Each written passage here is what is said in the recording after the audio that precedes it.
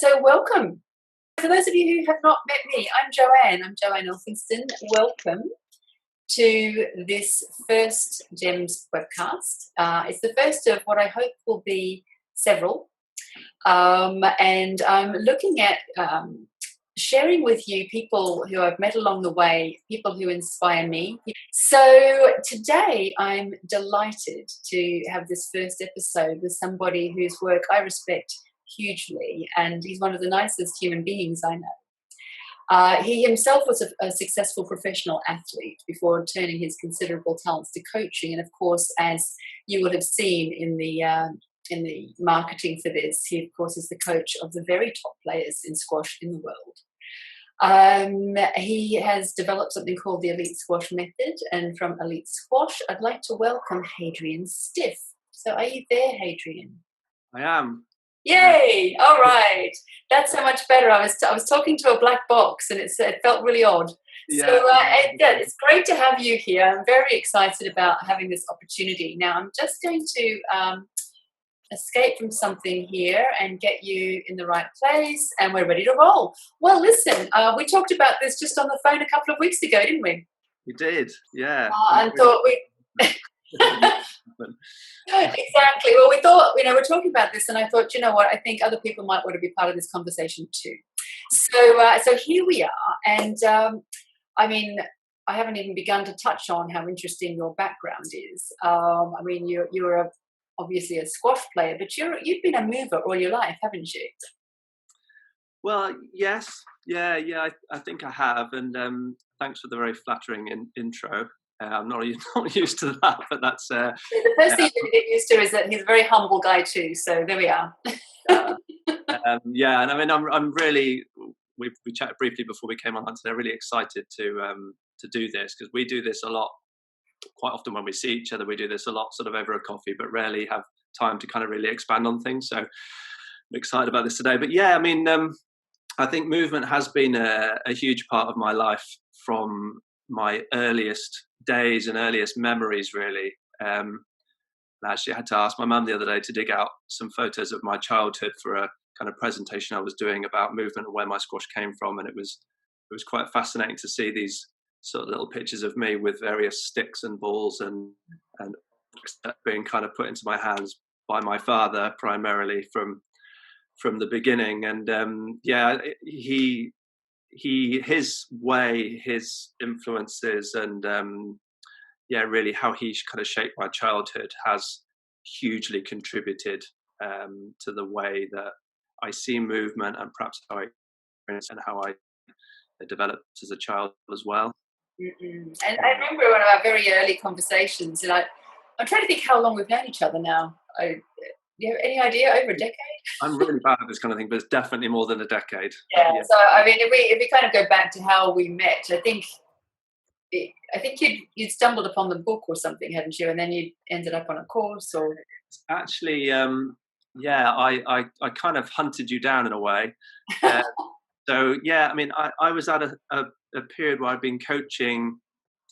I've been coaching since I was 16. So as Joanne pointed out, I started squash very young at 4, and then I had a reasonably successful junior career, and then I played professionally as well. And I'm 47 now, so around sort of 28, 29, 30, that period, I'm shifting into full-time squash coaching. But as I said, had been doing it for a while. I was very fascinated with it. But I was like, right, this is the direction that I want to go in.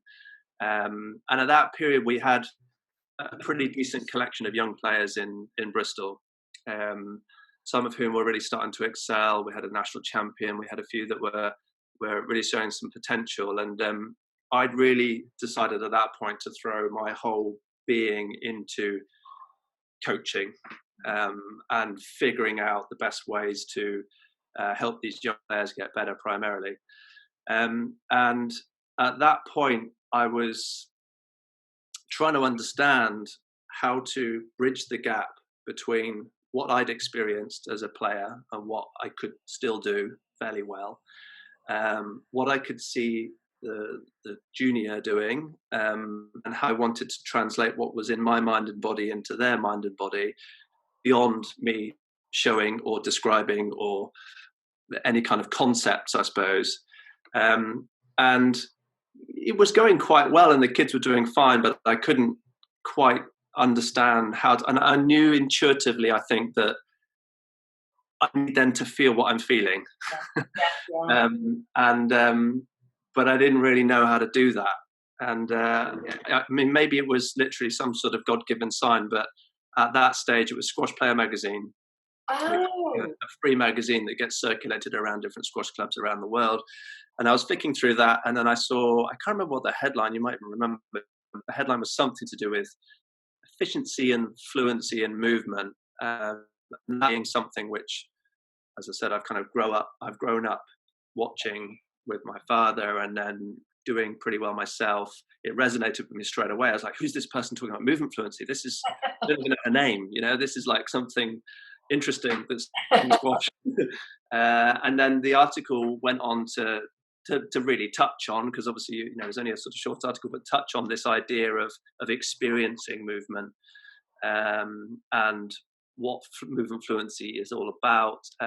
But there was just one or two things in there which just really flagged up in my mind at the time, of thinking, this seems to be someone that can know something about how to bridge this gap between traditional coaching and like this is what it is, figure it out, come on, this is what it is, just do it, and just do what I'm doing, that kind of traditional way of doing like it. Easy, look,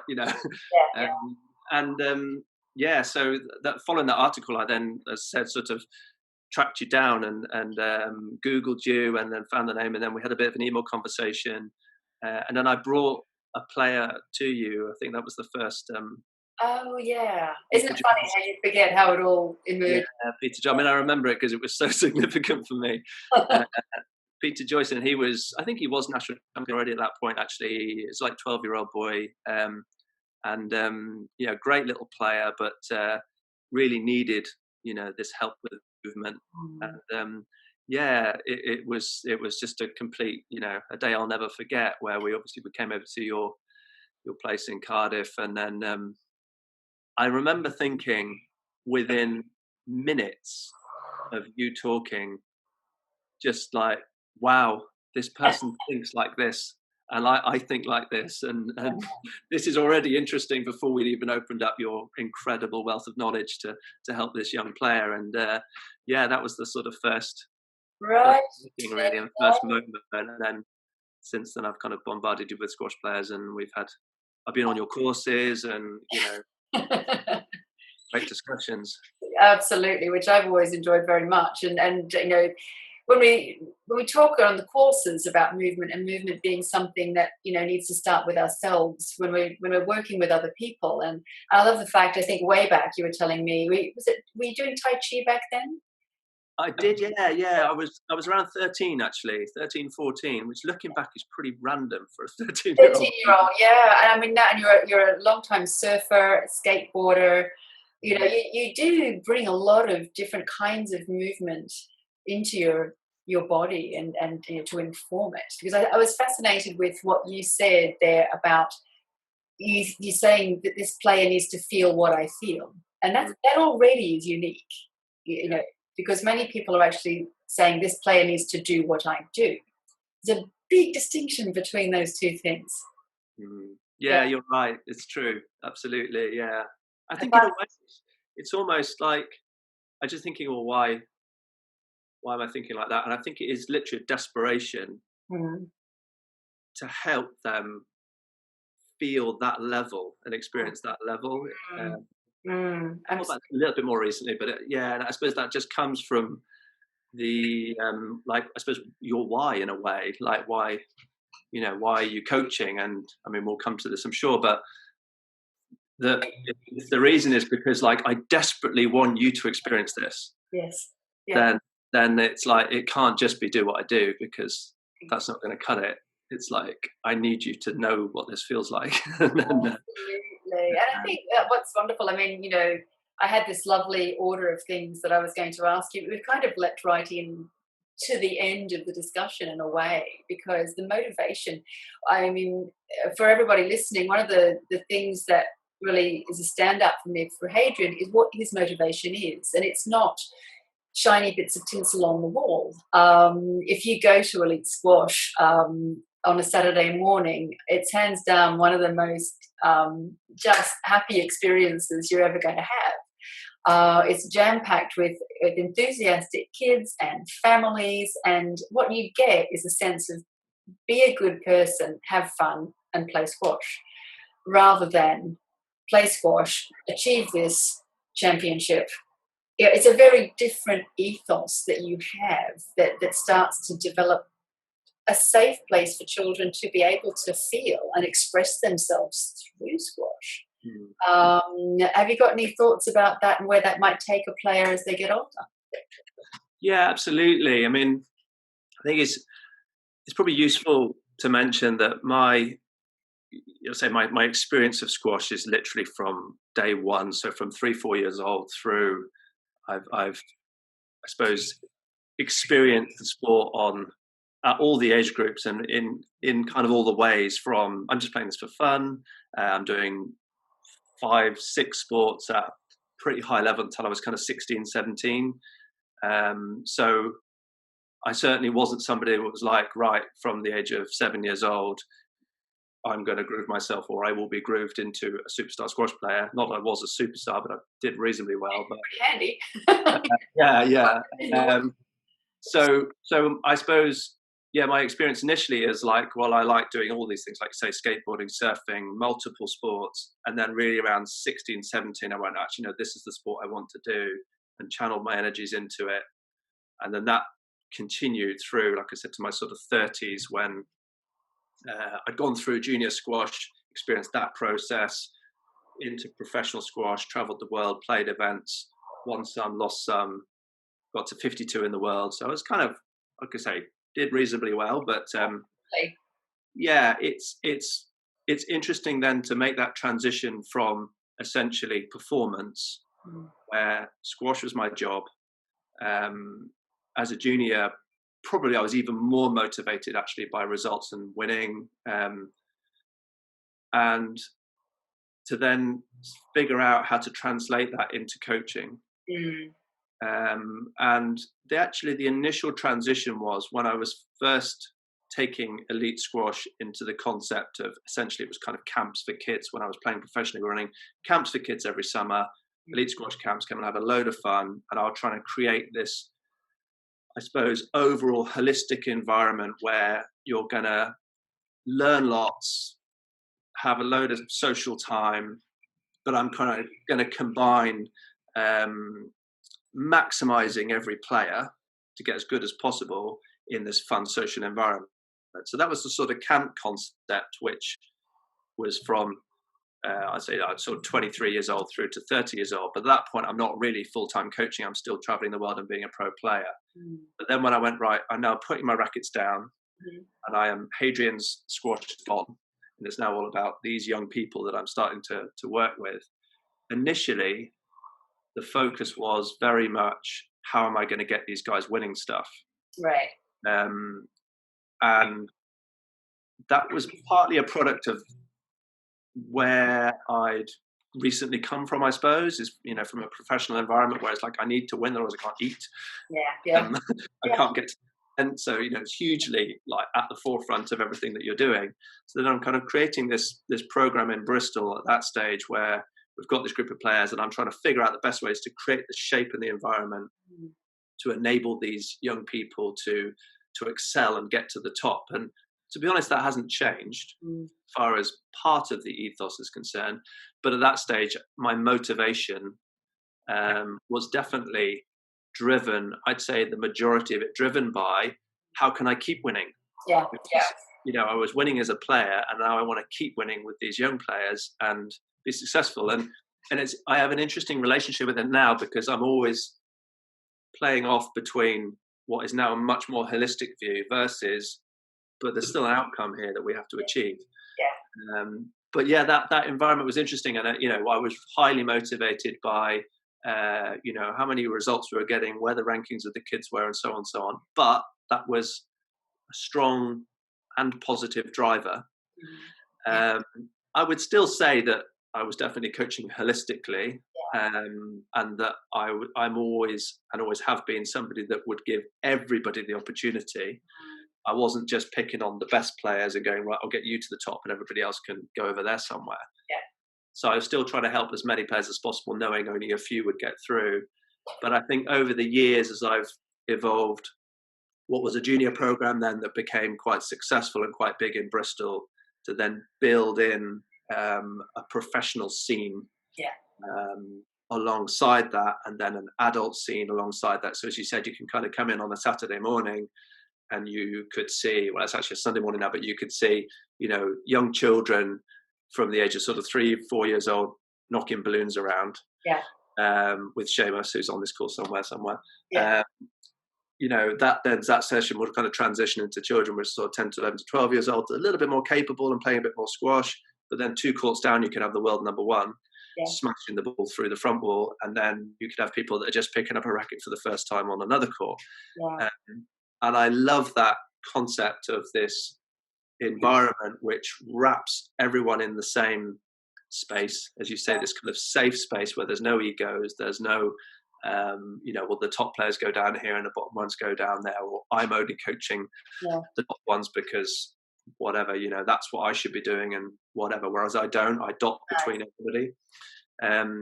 So that holistic view and that focus on providing an overall environment became more and more of a factor.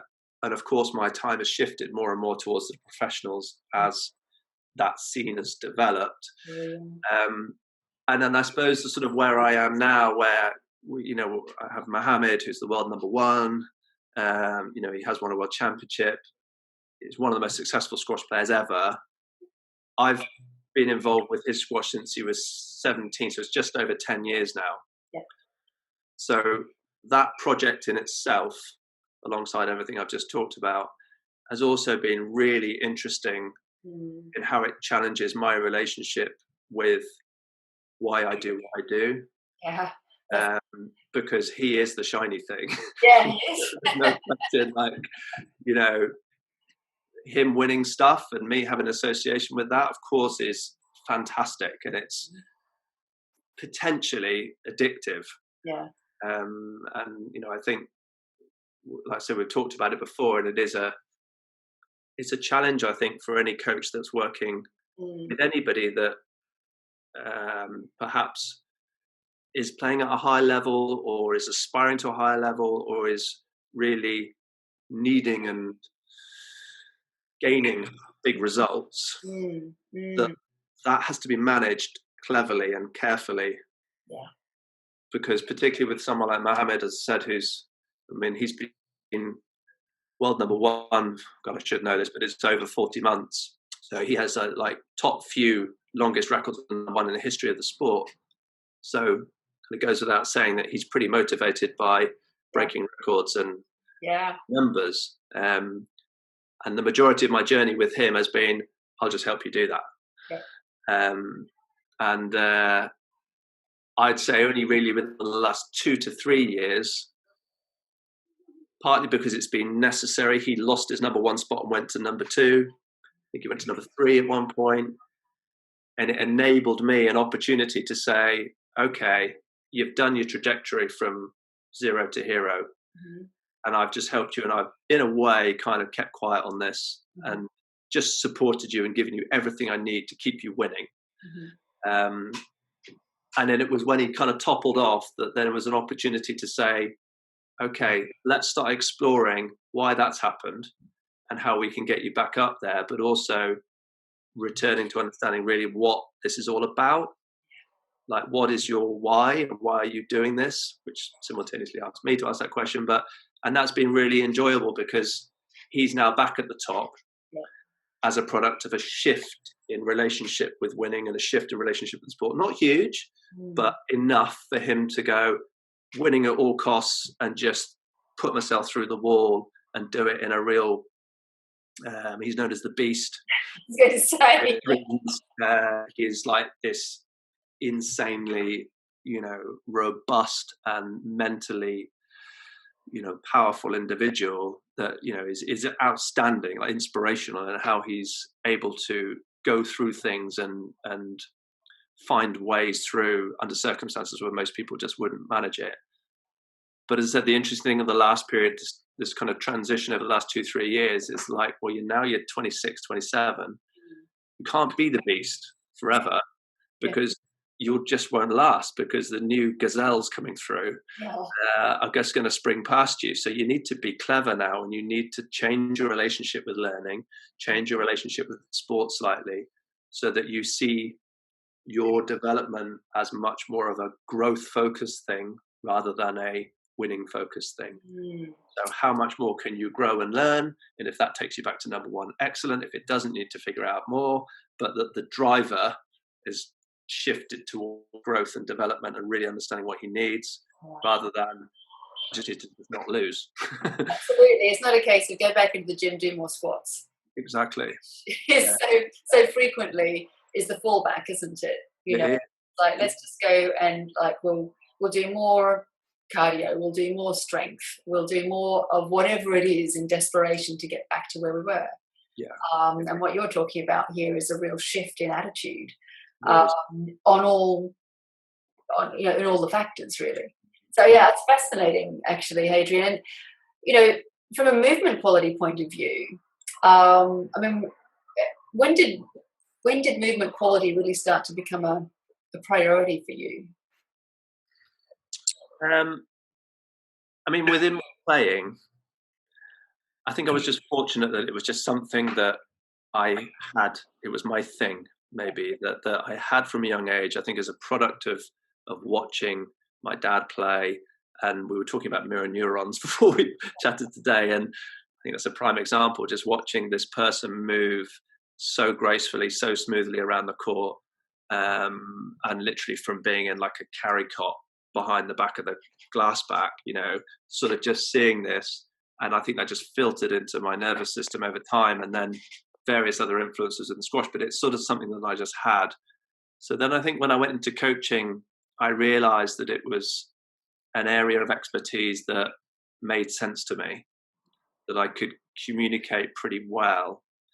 But then I think the shift to really dive deeper into it was as I started to develop players at a higher level, and I started to see I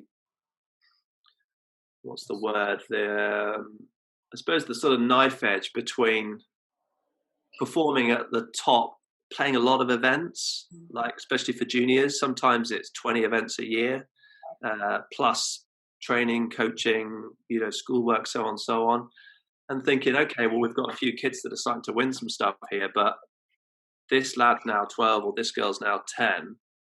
What happens if they're 17 and not playing anymore? Maybe through too much sport, or their bodies just start to break down, then they start losing, then they don't have a nice time anymore, and then they quit. So I started to see longevity of young players initially, and now, within the last 10 years, much more with the professional players, seeing longevity and I suppose just the ability for the body to keep operating at a really high level without injury, taking you out of the game and then not being able to climb the rankings or whatever, being such a priority. So, and I remember, one of the earliest conversations we were having, and the things that resonated with me is this injury prevention element. It's just such a strong part of the process. So I think that was where one thing that really shifted the focus into more detail on movement.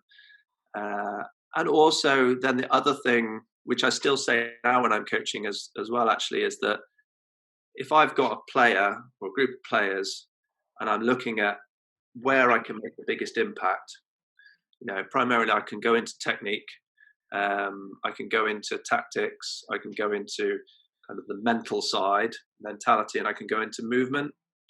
And everybody has different strengths and weaknesses in those different departments.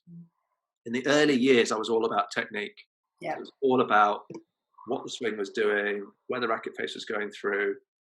And it's not that something I don't do now, like I still do that, but I'd say it's quite a traditional start point for coaching, because it's kind of the rule book in a way. It's like you haven't got your grip right and the elbow's not the right position. So I started to sort of realize that was a bit too easy. Yeah. In a way, too much. It was sort of a lazy start point. Yeah. So then I'm asking the question always, like, one of our sort of strap lines is maximizing the potential of the individual. So if I'm trying to maximize the potential of this person, where do I start to kind of really unlock the big stuff? And movement, as I start to look at it in more and more detail, it just kept gravitating back to there, because I just kept understanding that, well, actually, if you can get to the ball more easily and you have more balance, you feel more relaxed, you have more time, you can make better decisions, so your tactics are better straight away. Your swing is not rushing, so the techniques like to break down. But if I can get you feeling great of how you operate and move around this space, then for me to kind of dot on the technical bits and the tactical bits is relatively easy to do. If I do it the other way around, it's fine. If we're in a linear space and I dolly the ball up for you, the technique's beautiful. But if I suddenly throw it somewhere else, it's gone. So we have to give you this kind of operational mode, which just makes coverage of the ground really, really easy for you. And then it opens up those other areas. And obviously the other huge department is the mental part. And as everybody in JEMS world will know, that's wrapped up in it. It is the movement, and the movement is it, So absolutely. I think that's the sort of two areas, really, the two reasons why I really pursue and tend to start with movement with most people, is that it just provides the biggest opportunity. Oh yeah, absolutely. And so, in terms of the people who you see as successful movers on the squash court, I mean, do you have any thoughts about characteristics, or even there's even cultural differences? Of course, Mohammed's Egyptian, and his brother Marwan, who's number 4 at the moment in the world. I think he's 8 now. Actually, he went up and down, moving around. Yeah, up and down a bit. They're top 10. Let's put it that way. So, I mean, they're coming from a very different culture, and then we have how we develop a squash player in the UK here. And do you have any thoughts about the differences between the two of those when we think about movement? Definitely. I think that's a really interesting question. And I mean, Egypt dominate the sport at the moment. They have done for a while, and they will do for a while to come, for various reasons. And as you can imagine, with any sport where you've got one nation that dominate, everyone's like, what are they doing and how are they doing it? What's the special ingredient? And so on. And there's no question, like, one huge part of it is that they have a massive amount of players. So there's a huge base at the bottom of the pyramid, loads of coaches, loads of courts, and it's a big sport in that country. So that helps for sure. But I think there's another element to, God, I never really even thought about it this way, but actually there's another element to why Egyptians move well. Generally, they move well. And I would say probably the smoothest mover in the world at the moment is from Egypt. And there's one other guy from Peru, actually. It's probably about one squash court in Peru, but this guy's about moving like, they call him the Puma. Okay. So with Egypt, the environment is chaotic. Right. In an interesting way, but it's chaotic. So on the squash court, in the streets, wherever you go, stuff is not structured. Right. And you have to figure everything out. I mean, I've only been a couple of times to play competitions, but obviously working with Egyptians for a long time as well, we talk about this, and it's an interesting kind of cultural comparison between our relatively sensible, organized, progressive culture we have in the UK and many parts of Europe versus this just chaos that they have there. So the chaos for me, is actually an asset for them on a few levels. From a tactical point of view, it means they're super street smart. Right. Because you can't buy a loaf of bread in a conventional way. You have to barter, and then you have to figure out, like, is this guy telling the truth or is he not? Everything's like strategic. Yeah. So they have this woven into their DNA of how they live, but also from a problem-solving point of view, that mindset of like, well, I need to get from A to B to there, and get to that ball. They're not going to look at it in a particularly scientific way. Right. They've got to figure it out way.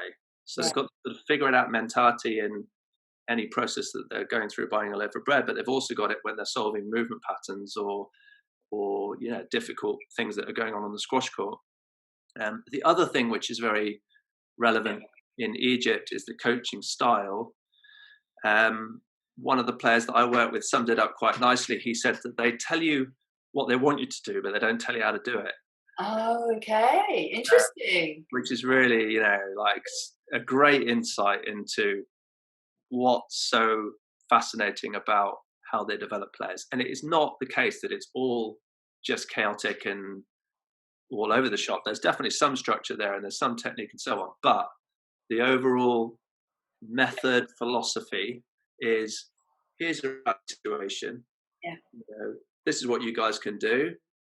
See who wins. See who figures out what to do under these circumstances. How are you going to get the ball there? It's not going there. Yeah. Make it go there. But I don't know how to. Just make it go there. Yeah. Figure it out. Yeah, figure it out. So you've got that. I think, which is huge actually. And I kind of had this conversation with a few people over the years, and some people just look at me like, what are you talking about? Like, what's like the culture of their walking around the streets got to do with how they hit squash balls? But I think it's huge because massively. it completely is. It's that sort of freedom almost that comes from chaos. And the creativity, I guess. Sorry? The creativity, I guess. Creativity. Yeah, absolutely. Which they don't know that's what's happening with a reason, because it's normal. But the lack of structure in that way, I think, and the constant questions that are being asked that they need to figure out, and the intensity that that's happening in.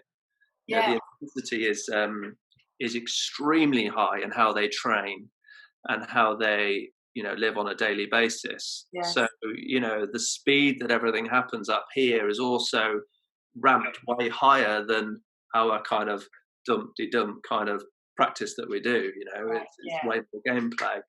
And I mean, there's for me, Jancha Khan is arguably still the greatest mover of all time, and that is a Pakistani from Peshawar altitude, I think, bit of altitude there. But I mean, again, we're talking, years ago. This is like the beginning of squash. This chap dominated for 10 years on and off with Jahangir Khan. Even the non-squash players might recognize these names. But you can imagine there was no sports science in those days. No. There's no, this is how you recruit a glute or what a lunge looks like or anything. But it's just moving like, how can you even do that? So he actually primarily forced me to ask these questions. So how can he move like that when he doesn't know any of this stuff? All this components of every step that's happening all the way through. He's doing this, he's doing that, but he doesn't know that he's doing that. Yeah. And again, you've got a fight to survive culture there as well, where these people are coming from a very challenging physical environment. They're in mountains. There's history of climbing and moving around and being physical in very unstructured environments. And I think that's absolutely massive. And for that reason, that's why I think it's so necessary to create uncertainty, variation, randomness, creativity, as you said, in any environment. I mean, at the moment, I'm having to do this in this little lounge behind me with players that I'm coaching. Like, how can we make this, something like a squash court? And, I had a group of people on a Zoom earlier on. We were doing movement patterns around the spaces that we had. And I'm like, right, touch the pillow. Now touch the mantelpiece. Now touch the floor. But you've got to get it just right to that moment in that place, because otherwise it's like we do that. So I think it's so much about environment, isn't it? Like, environment is hugely influential, and that could be anything from perhaps some of your guys a clinical space, through to a sports environment, through to Pilates mat or whatever it might be. It's just like finding ways to kind of break out of that. Yeah, exactly. I don't know what your thoughts are, but someone asked me yesterday on this webinar, what do I see, the future being like? Is, where are we going to be with all of this? And I was saying I'm really optimistic, because actually just the fact that you've taken someone out of a squash court and put them in a living room B, frees up and takes away all of those ingrained patterns and assumptions that have grown up in that particular box space, and now you actually have the freedom to do something new. And for me, this is like a huge opportunity. I completely agree. Yeah, I completely agree. And I think everybody's sort of probably going through, Oh yeah, ups and downs. As initially, it's like, this is not the normal landscape, and I can't operate like normal. I can't coach in my normal squash court, or I can't, deliver in a certain way. But then we've talked about already, then we kind of have this opportunity. It's like, okay, well, we're working off a screen, which isn't perfect, but what can we do in this space, under this environment that relates to what, this person wants to do? And you're absolutely right. I was having that conversation with a player a couple of days ago, like the first actual face-to-face human being that I've sort of started in coaching with. In our 2 meter, we're allowed to do 2 meter distance, one person only, no more than that. So we're essentially in a park talking about, well, how can we use this park to develop, your movements? It's Joelle, who you know. Oh, yep. And already it was like, God, this is quite exciting, because on the squash court, we'll always we'll go to the middle, where you sit on the squash court, we'll start our warm-ups there, and we'll kind of work around that space. But at no point would we go, well, let's just randomly warm up in the corridor, or even go into the park. Sometimes we do, but rarely, because it's just too easy to return to the norm, as you say. Absolutely. But that is limiting, because, as I was saying earlier, like even just the fact that if we warm up in the park, particularly at the moment, the ground is so hard and uneven and random. If we start doing movement work or balance work in that kind of environment, it's way more challenging than it is on the squash court. So that's a good thing. Yeah, well, it's an opportunity for something new to emerge, isn't it? Exactly.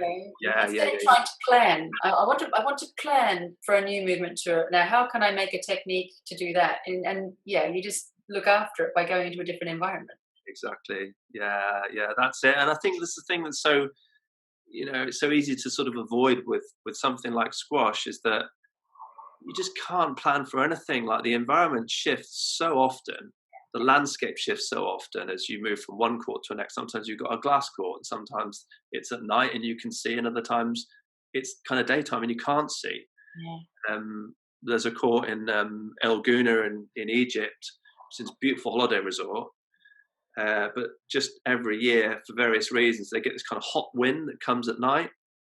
So, there's been many times where that event, the player is having to deal with heat, bugs flying around inside the court, on the walls. Also with squash courts, they're kind of sort of translucent walls, so you can sort of see people moving around outside. But then when the wind comes, the ball is bending, like this much in the air. Oh, wow. Talk about that for a variation. I know you get it with tennis and other kind of outdoor sports as well, as there's the weather kind of changes, but with a squash ball that's like this big, that's really quite a challenge. So you've got, wind, locusts, whatever they are flying around, and then this ball that's kind of doing that. Right. So, I love that, because if you're not used to figuring it out, suddenly the landscape changing, the challenge changing, then that's just going to scare the hell out of you. Because it's like, I've just practiced in this beautiful squash court, everything moves in a straight line and the lights are bright and it's nice. And now suddenly I'm in what feels like a safari park with wind blowing and everything's all over the place. And of course, that's where the best shine is. They just go, great, this is a good challenge. Absolutely, I can do this. And so what when you're talking about, because variability gets bandied around as a word in our field all the time, and so people then go off and try to think carefully about how to plan variability. On the other end of the spectrum, though, do you think it's important to have some really strong basic foundations in your movement to enable you to then have variability? Yeah, absolutely. Yeah, that's a really good question. Again, it's back to that sort of form and function discussion. But there's no question. Really, all the foundations, I suppose, of balance and stability and timing and rhythm, and really ramping up those key qualities in an environment where it is relatively controlled and you can really dive into the details. Because obviously, if you're looking to really focus on something very finite, under quite a bit of pressure, then we don't want it too disruptive. Otherwise, you just can't do anything with it. A bit like, I suppose, sort of jumping on a wobble board when you've got absolutely no balance. Yeah. Get rid of the wobble board and just do it on a flat surface. So yeah, absolutely. I think there's, it's very important that the foundations are built, successfully and carefully, and actually that's probably an important point when, for someone like Mohammed, is a good example of this, that he's grown up in this chaotic, randomized Egyptian environment where there isn't really much form or foundation, and certainly in movement, and then definitely in physiotherapy and rehab. I mean, it's like they all just leave the country to go to get injury treatment, training plans. There's just nobody really there for various reasons. So he made that decision, along with one or two other Egyptians, but not many, to leave that environment to a more structured environment over here, where there is more science, more attention to detail, and more focus on the foundations and the basis. But then you get this lovely combination of like, well, I've come from chaos and I can figure it all out, and I've got this very growth-focused mindset that can adapt and change. But I also know I need some sensible stuff to underpin this kind of creative brain, and then it flicks the other way as well, where players from here that have had it all nice and have got all the basis and they all look lovely need to go to Egypt into the pit and get torn to shreds and figure it out, so it's really fascinating. You do need both, and I think that's, for me, where kind of coaching becomes most successful, is where you kind of able to look at the player and see roughly where their skill sets sit and where their strengths and weaknesses are, I suppose, and then see if you can really wrap that all-encompassing absolutely kind of view of the whole thing. Absolutely. So from your point of view, Hadrian, if you had to say to the people out there who might be working with a squash player, or maybe have a child who's an aspiring squash player, are there certain kind of physical things that you think, a squash player needs to be able to do this, not in terms of technique, but just physically in their bodies? Yeah. Things that they need to be able to do you think? Yeah, 100%. I mean, there's two or three. I mean, the lunge is just enormous for squash, because that's one of the key movement patterns or movement steps, I suppose, that we just do so much of.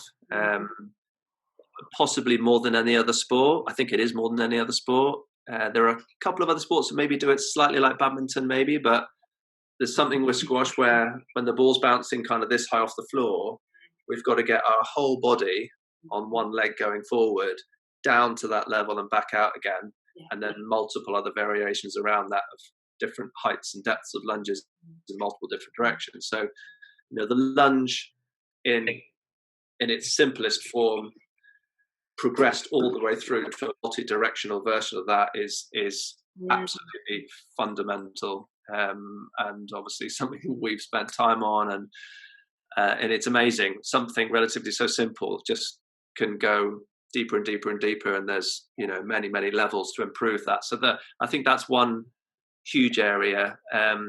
It's also a surprising thing how many people who are coming in at quite an elite level who can't actually do a lunge. They do thousands of lunges a week, but yet when they come in and you look at it, you find that actually the attention to detail on that lunge. Exactly.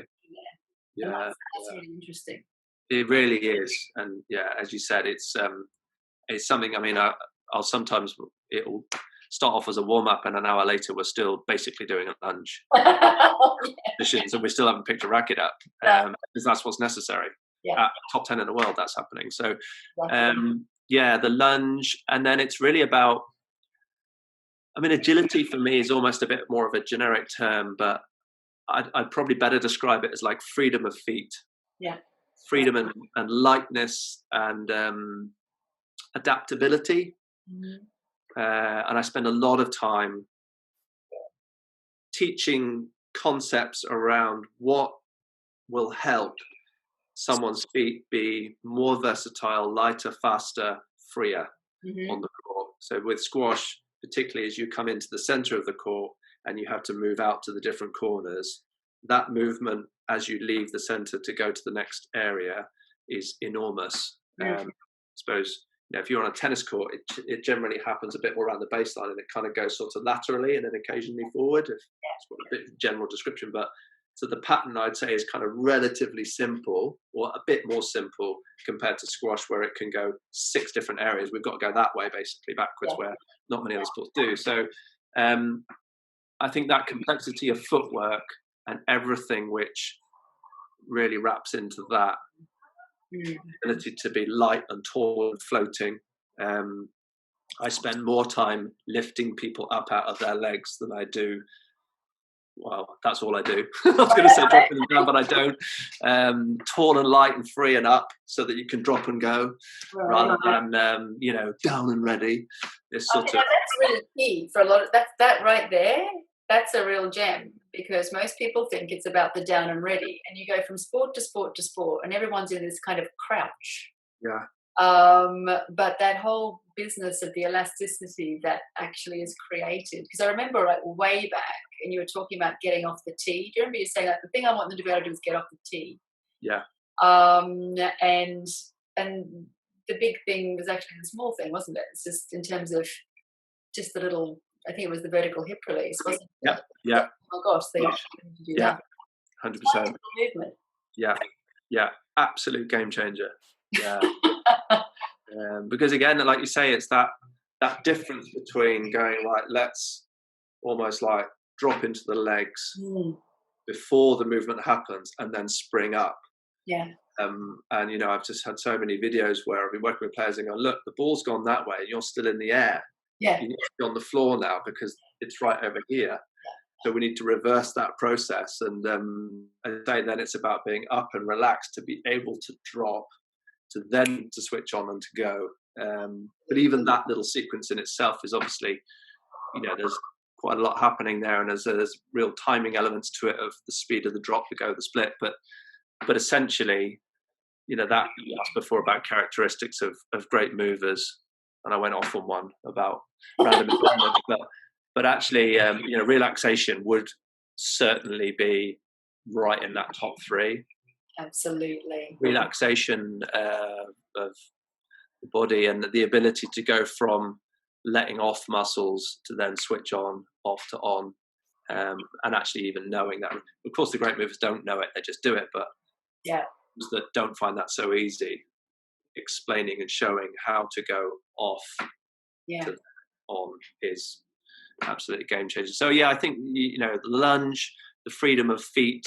And I mean, from a bit more of a technical point of view, it's quite often about the non-racket arm. Well, that's where I focus a lot of my time, again, because the traditional thing is, right, hold the racket in this hand, let's sort the technique out on this side. This is where it's at. Yes, we will do that. But it's also really interesting to think about what's happening with the other arm, which is often not really knowing what to do. It kind of ends up sort of doing weird stuff and not really balancing with the racket arm, or there isn't a rhythm between the two. So, actually making sure that there's this synchronization of left and right arm, and often empowering the non-racket arm more to make it link up and get involved. That I think would be very unique to you. I mean, I don't think many people think of, we try to encourage people on the course to start thinking about this reciprocity and this counterbalancing. But, really, I can't imagine many people, squash coaches, tennis coaches, really even thinking about what's happening. No. Actually, I've not heard anyone talk. I mean, You're the first person I've ever heard talk about it. What I was going to just say here, Hadrian, at this moment, because we've got 10 minutes to go, if Hadrian's quite kindly agreed that if any of you have a pressing question that you want to put into the chat box, we'll see if we can get it covered. Just so you might just be here for the ride, but if you do have something specific that you'd like to ask him while he's here, he's more than happy to do that. So I'll just pop that in for you to think about as we talk about this, because I think what you're saying here with what's happening in the other arm, we're talking about how the whole body's responding to the challenge, aren't we? Absolutely. Yeah. This is it. I mean, it's it's thinking globally, and I think, you know, the sort of thing that springs to my mind when I visualize that is that step back. Yeah. You know, is kind of stepping back from like, well, here's the project, you know, the client, the player, and kind of getting too close to that mentally and physically, instead of sort of stepping back. And you know, something I'll do at the beginning of every session, even with people I've been working with for years and years, is hit the ball with them with no purpose really at that stage of what we're going to do, and just like take a general picture for a period of time to kind of see how they're operating, where they're hitting, what's going on, and then from there sort of see what happens in a way, but also start to see what flags up, what shows, perhaps what initially, this is like so you now, but initially you see, do you know what I mean? It's like, because the first thing is rarely the thing. Exactly. So yeah, I think, you know, that holistic view, not rushing the decision to sort of jump in at like, you know, or even, sometimes it's rushing and it's thinking like, it's the fear actually of and confidence which comes with time, but you have to sort of force yourself to do that. It's like, you don't need to know the answer right now. You might know the answer at all, but let's like just take our time here and give some space to the situation to see everything. Well, that's definitely something that's going to be very familiar to some of our GEMS people when we talk about movement observation. It's just like, let's get your left brain out of the way for a minute and just take in the big picture, because as you say, the thing that you want to focus on is really the key, you know. Absolutely. That's always the big question, is like, what is the key? What is the button that we can press today that's going to make all the difference, or the maximum amount of difference? Absolutely. Biggest question every time, and yeah, it's not always the same button. No, exactly. So I see here from Nick, great question for you, training for first step quickness. Yeah, so Nick, I wonder if Nick plays squash. Maybe he does. Yeah, thanks for the question, Nick. So I do a lot of work with patterns of feet, first step quickness, based around the TF. By the way. He's got there. Nice. Okay, excellent. So yeah, I've kind of devised a series of patterns that I use to develop quickness of the feet, but also particularly to get the brain and body to understand the kind of spaces and parameters they need to move in. So one of the most common scenarios when people leave the middle and they don't feel quick is that either the feet don't do anything, or they kind of split too wide or in the wrong direction. So the feet kind of react and often end up quite far spaced apart, and you get this sort of big split and then a big sort of boundy movement. So generally, you know, depending on how tall you are, the optimum is sort of roughly around shoulder distance, slightly past shoulder distance, to get a real quick snap off the tee. So I work on a load of patterns where we're kind of based around the direction of the move off the middle of the court, but patterns of footwork that help to shape that parameter to move in, lightness of the feet, with a huge focus on the rhythm. So like, could be just 1 2 1 2 1 2 1 2 3 1 2 3 1 2 3 1 2 3 4 1 2 3 4. We've had music playing in some of these as well, where it's actually linking the pattern to the music, but building in to the shape, building that rhythm in there, and then within that we've got relaxation and lightness and so on. So I mean, you can do it with ladders, and I think ladders are fine, but with squash, like that kind of like front to back movement doesn't happen very much. So if you want to buy kit for it, those like sort of hexagon things can be all right, where you can kind of work around in those are quite good. But we just use the T area based on the spaces that we want to move our feet in. But that's generally the main thing that I would do for quickness of feet. And of course, that key thing that we really just touched on, isn't it, Hadrian, is having the relaxation to be able to drop. Yeah. If you people work a lot on the feet, but you can only move your feet as well as you can actually relax. Absolutely, drop the body. Yeah, completely. Yeah, lots of work on the little drop. I said you've sort of got all the foot patterns. You've got the drop, then you've got integrating the drop and the split. It's hard for me not to take ages over that. Yeah, there's a few elements in there, but absolutely, yeah. A pair from Sweden here. He asks, how do you work with video? Do you work on one or several angles? Anything from a Good question. technology point of view? Really good question. Yeah, I use video more and more actually, and especially with phones and obviously the speed that you can stuff up now. I do use several angles, but I don't use multiple cameras. That's really just not probably having the money or the time to do that. But if we did have multiple cameras, I would certainly use them. So at the moment, probably the most technological I'll go is maybe like a tripod with my phone, and just put it up in certain areas of the court facing into certain places where I'm working with the player. And I find it really useful actually to be able to slow down movements, show people this is what you're feeling and this is what's happening. They're rarely connected. So then go back, do the same pattern again, get that feeling correct, and then check in on the video. So yeah, I think it's great. But at the same time, again, something that, I learned from Joanne is not relying on it either. Like the mirror thing, do a great lunge if I can see it in the mirror, but if you take the mirror away, I can't do it. So use the video as a way to help translate what you need to translate and sort of show that and connect between the feeling and the reality.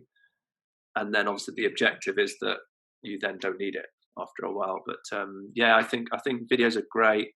If you know any cool ways of doing camera angles on a squash court, please let me know. But I might actually. I think he might have a bit of an expertise in that field. We'll see if we can hook that up. Very quickly, just to touch on this one from Seamus, he's mentioning about the challenges of working with children, adolescents, and growth spurts, and how to actually fulfill the basic aims of movement work during this very challenging period. Yeah. The first thing that came to mind then is, and this is not an indictment on you, Seamus, at all, or anybody else, is being very,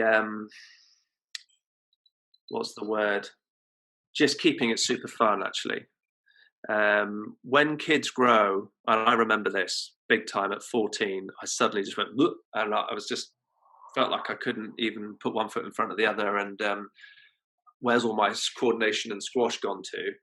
Fortunately, at that time, fortunately and unfortunately, I got a bit of a knee injury, which took me out for quite a while, but it sort of removed me from the sport for a bit, which allowed my body to sort itself out, and then it got better. But I think the key thing is when kids go through the growth spurt, the first thing is being able to give them the sort of sense of like, this is fine. And really don't worry about it. Let's just have some fun. Let's keep it super relaxed, because now's definitely not the time to worry if the form is good or the balance is right, blah, blah, blah. So we literally almost like bin any kind of technical formal stuff and just work really globally. Like, let's see if we can just get you timing and moving nicely, and little bits of coaching here and there, but coming right back off the more form-based things. Still working definitely on building coordination and balance and so on, but I suppose just the delivery and the focus being as fun and unthreatening as possible, based on the fact that anybody who feels uncomfortable is not going to have a nice time and not be able to move well. And that doesn't just go for kids, obviously, it goes for anyone. But with kids, it's a curveball, isn't it? It's like, what's going on? Like, why is the space changed? Why is the racket so short or long or whatever? And you have to just, like I say, sort of just go, don't worry about it. It's fine. Like, we're not even going to play any tournaments for a month because it's just not going to happen. Let's just leave it. And back to the purpose is like, it's like we want you playing squash when you're 70. Absolutely. So basically make it safe for them to feel whatever they're feeling, which keeps them connected to feeling, because they're not trying to achieve something that's not possible. Absolutely. Oh, that's brilliant. Oh, Hadrian, thank you so much. People are calling in to say I'm really sorry to have to leave. I've got to get to my next Zoom meeting, and so at this point we'll we'll start to wrap things up here. I think that people will have just loved hearing your insights into this, because it's a real opportunity for people to have access to someone who is coaching at your level, but talking a language that is so accessible for everybody. And so I'd like to thank you so much for being my first one, and most nerve-wracking first work. Wow, well, thank you so much as well. And it's brilliant. I forgot to take the Hoover out of the background and all this crazy. Doing this all the time. It's like, oh no, that's behind me. And it's like, I think in this day and age, at this time, no one cares. So brilliant. Listen, everybody, I hope you enjoyed and that you got something out of it. I know I did. And we'll try and organise another one of these for you. And Hadrian, we're going to get together and do another one of these talks at some point. Yep. Anyway, we're going to do a little reciprocal thing. Hadrian's come to talk to all my lovely GEMS people. I'm going to go talk to his lovely squash people. But when that happens, I will share that and put it up on the Facebook page as well. Okay, everybody. So we're going to bring it to a close. Thanks for being here. Have a lovely evening. And we'll see you next time. Thanks so much, Hadrian. Thank you so much. Bye. Bye.